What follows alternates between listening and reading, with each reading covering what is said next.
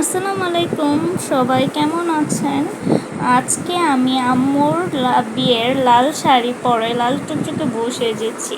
এই সেই শাড়ি, যে শাড়ি পরে আম্মু নানুর বাড়ি থেকে দাদুর বাড়িতে প্রথম পা রেখেছে, নতুন জীবন শুরু করেছে।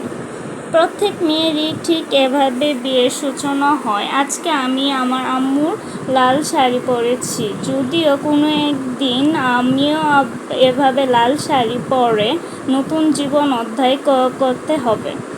তবে আম্মুর বিয়ের আনুষ্ঠানিকতা অনেক বড় করে হয়েছিল।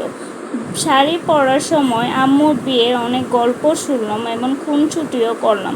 আম্মু বলেছিল আমাকে এই শাড়ি পরে নাকি অপূর্ব লাগছে, কারণ প্রত্যেক সন্তানেরই তার মায়ের কাছে রাজকুমারী। আম্মুর বাড়ির আদরের বড় বৌমা এবং আমি তার আদরের ছোট রাজকুমারী। শুরুতেই বলেছিলাম আম্মুর বিয়ের আনুষ্ঠানিকতা অনেক বড় করা হয়েছিল। আম্মুর বিয়ের আনুষ্ঠানিকতা অন্য শাড়ি পরা আমাকে কেমন লাগছে পরবর্তী ভিডিওর জন্য অপেক্ষা করুন এবং কমেন্টে জানান আপনার মতামত। ধন্যবাদ সবাইকে। আল্লাহ হাফিজ।